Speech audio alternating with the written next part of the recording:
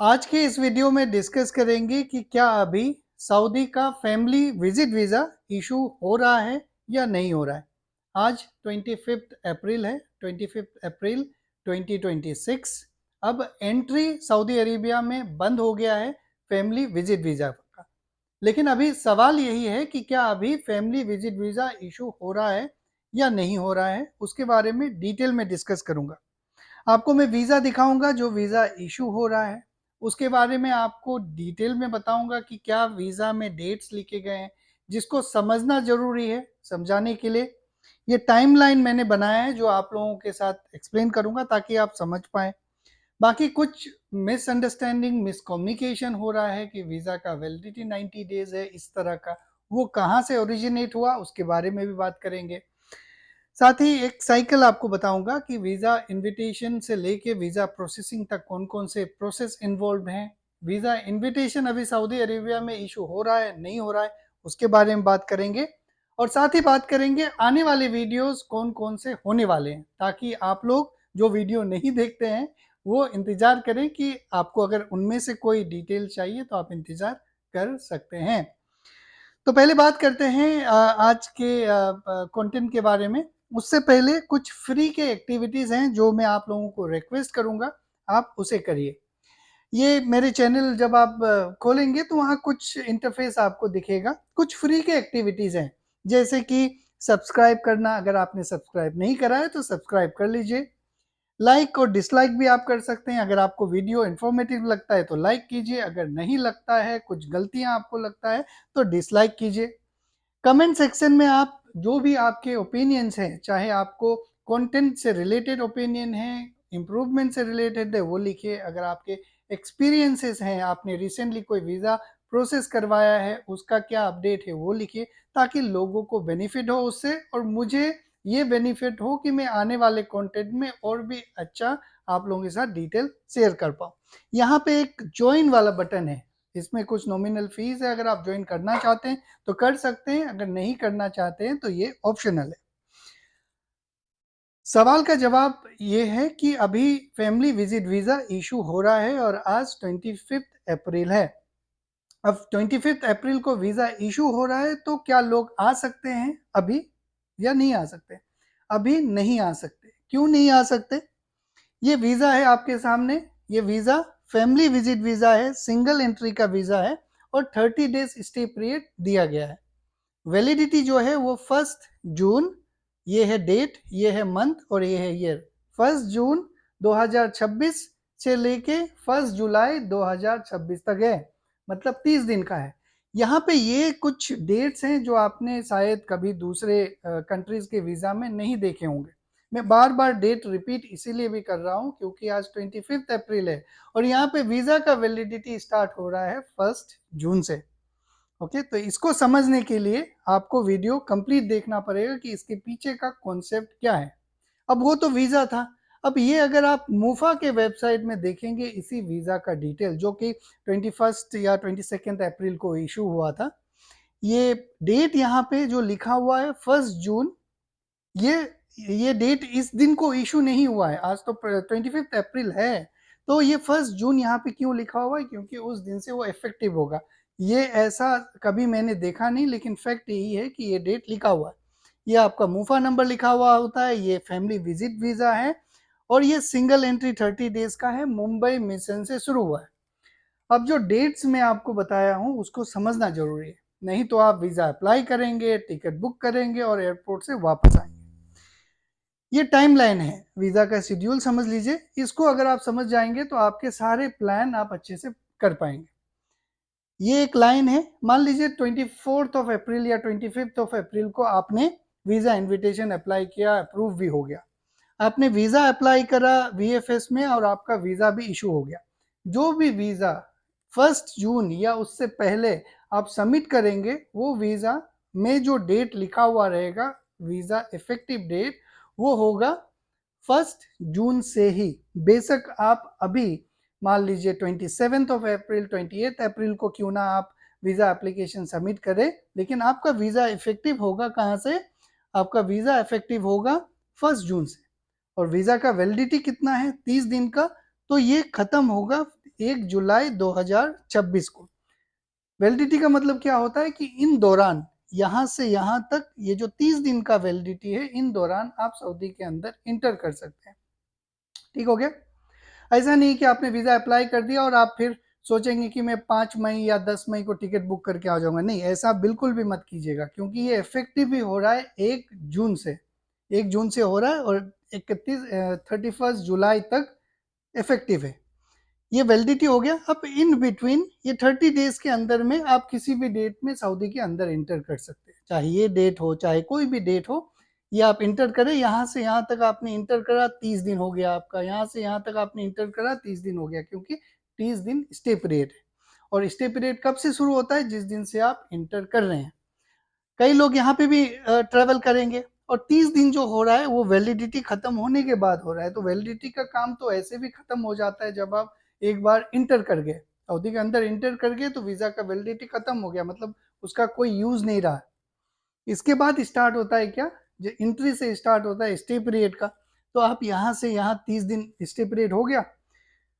अगर आप एक बार इंटर कर जाते हैं तो नियम के मुताबिक जो अभी तक हमने देखा है कि 2 बार कंसेक्यूटिव 2 बार आपका ऑनलाइन रिन्यूअल होता है stay period with same number of days. मतलब अगर आपका 30 डेज का वीजा आपको मिला है तो 2 बार कंसेक्यूटिवली 2 बार आप ऑनलाइन सऊदी में रहते हुए ही stay period with same number of days आप एक्सटेंड करवा सकते हैं। तो यहाँ पे आप अपना फर्स्ट ऑनलाइन एक्सटेंशन करवा लिए, यहाँ पे सेकेंड 30 डेज का ऑनलाइन एक्सटेंशन करवा लिए। तो ये मान के चलिए कि जो वीज़ा इशू होगा या हो रहा है वो इफेक्टिव होगा 1 जून से और उसका वैलिडिटी होगा 1 जुलाई तक। और इन बिटवीन अगर आपने आया तो आपको 2 बार एक्सटेंशन मिलेगा। ऑल टुगेदर आप 90 दिन रुक सकते हैं from the date of entry. समझ में आया? अगर नहीं आया तो कमेंट में बताइएगा, मैं दोबारा समझाऊंगा अगर आपने पूरा देखा है तो। अब कुछ कंफ्यूजन्स भी हैं। ये आपके स्क्रीन में जो एक वीज़ा है इसमें देखिए यहाँ 90 डेज लिखा हुआ है ड्यूरेशन ऑफ स्टे। तो कई लोग सोशल मीडिया में कुछ पोर्शन आपको शेयर करते हैं, पूरा कहानी नहीं बताते। उस चीज़ को जब मैंने इन्वेस्टिगेट करा तो पता चला ये जो वीज़ा है ये टूरिस्ट वीज़ा है, विजिट वीज़ा है उन लोगों के लिए जो जीसीसी रेसिडेंट के लिए, जो जीसीसी रेसिडेंट हैं उनके लिए है। यहाँ पे अगर आप देखेंगे तो ये एक टूरिस्ट वीज़ा है। हालांकि ये जो पेज है ये मैंने यहाँ पे लिख दिया, ये 2 पेज है, एक मूफा का पेज है, ये वीज़ा का पार्ट है। ऐसा वीज़ा नहीं दिखता है, ओके। ये एडिटेड है, मैंने एडिट करा है ताकि आपको सारे डिटेल्स एक स्क्रीन में दिखाया जा सके। ये एडिटेड है। यहाँ पे अगर मूफा के पेज में देखोगे तो आप 24 अप्रैल को ये जो वीज़ा है जो सर्कुलेट हो रहा था या फिर जो मेरे पास में है वो इशू हुआ है। इसका डेट ऑफ इशू 24 अप्रैल है और इसका वैलिडिटी खत्म हो रहा है कब तक? अंटिल 23 जुलाई 2026। अब इसका स्टे पीरियड कितना है? 90 दिन है। यहाँ पे पासपोर्ट नंबर है, ये सारी चीज़ें हैं, ओके। यहाँ पे एक और चीज़ है जो मैं आप लोगों को दिखाना चाह रहा था लेकिन वो शायद कैप्चर नहीं हुआ है। ये जो रेसिडेंट है, मान लीजिए दुबई के हैं या फिर जो भी जीसीसी कंट्रीज के हैं, वो उनके लिए विजिट वीज़ा इशू हो रहा है और वो आ सकते हैं। क्यों आ सकते हैं? क्योंकि उनका वीज़ा इफेक्टिव है from the date of issuance और वैलिड अंटिल कब है? 23 जुलाई तक। और उनको 90 दिन स्टे पीरियड मिल रहा है। तो इस चीज़ से आप मिसलीड मत होइएगा। अगर आपको कोई बोले, आपसे कोई एक्स्ट्रा पैसे मांगे कि मैं आपको 90 दिन का फैमिली विजिट वीज़ा दे दूंगा और आपको कुछ वीज़ा दिखाएगा, ये वीज़ा उन लोगों के लिए जो जीसीसी रेसिडेंट है। इसके बारे में भी मैं एक वीडियो बनाऊंगा उनके लिए कि कैसे वो अप्लाई कर सकते हैं। ठीक है, तो ये कंफ्यूजन दूर हो जाना चाहिए। बाकी जो फैमिली विजिट वीज़ा एप्लीकेशन है उसका साइकिल है, 4 स्टेप में वो कंप्लीट होता है। स्टेप 1, स्टेप 2, स्टेप 3 और स्टेप 4। स्टेप 1 जो है वो होता है डॉक्यूमेंट प्रिपरेशन। स्टेप 2 जो होता है वो होता है वीज़ा इन्विटेशन। तो अभी सवाल ये है कि वीएफएस से वीज़ा तो इशू हो रहा है, क्या सऊदी में वीज़ा इन्विटेशन अप्रूव हो रहा है या नहीं हो रहा है? क्योंकि आपने ये बताया था कि वीज़ा इन्विटेशन इशू नहीं हो रहा है। तो इसका सवाल है कि वीज़ा इन्विटेशन अभी इशू हो रहा है। वीज़ा इन्विटेशन अभी इशू हो रहा है। अभी मैंने खुद भी अप्लाई किया है एज ए प्रैक्टिकल। तो आने वाले दिनों में आपको पूरा साइकिल आपको दिखाऊंगा कि अप्रूव हो रहा है नहीं हो रहा है। लेकिन मुझे पता है हो रहा है, लेकिन मेरे पास एविडेंस अभी नहीं है। दूसरा, क्या वीएफएस में सबमिट हो रहा है एप्लीकेशन? बिल्कुल हो रहा है। क्या वीज़ा स्टेप 4 वीज़ा इशू हो रहा है? बिल्कुल हो रहा है। अब ये पूरा साइकिल में गल्फ सर्विसेज आपको क्या मदद कर सकता है, क्या सर्विसेज प्रोवाइड करता है, वो समझ जाइए। बहुत सारे लोग ऐसे हैं जिनको कंप्लीट इन्फॉर्मेशन नहीं है, कॉन्फिडेंस नहीं है वीज़ा अप्लाई करने के लिए, टाइम नहीं है वीज़ा अप्लाई करने के लिए, तो वहाँ पे गल्फ सर्विसेज आपको हेल्प कर सकता है। क्या करने में? स्टेप 1, वीज़ा इन्विटेशन अप्लाई करने से पहले डॉक्यूमेंट प्रिपरेशन में आपको हेल्प कर सकता है। डॉक्यूमेंट प्रिपरेशन क्या हेल्प कर सकता है? बहुत सारे लोगों के पास में रिलेशनशिप प्रूफ नहीं है, तो उसके लिए आपके मैरिज सर्टिफिकेट होंगे, निकाहनामा होगा, उसको अपोस्टाइल करवा के दिया जा सकता है, अटेस्टेशन करवा के दिया जा सकता है। जो स्टेप 2 है जिसमें आपको इनविटेशन अप्लाई करना पड़ता है, वो इनविटेशन भी आपका अप्लाई करके दिया जा सकता है। तीसरा स्टेप वीएफएस का अपॉइंटमेंट सर्विसेज है, वो भी दिया जा सकता है। तो ये कुछ स्टेप्स हैं पूरे साइकिल के लिए जो आपके लिए करके दे सकते हैं गल्फ सर्विसेज कंपनी। अब ये गल्फ सर्विसेज से मैं एसोसिएट करता हूँ, तो जितने भी नॉमिनेटेड टीम मेंबर्स हैं जो ये काम करते हैं उनको ट्रेनिंग दिया जाता है, उनको सारे डिटेल्स गाइडलाइन का नॉलेज होता है।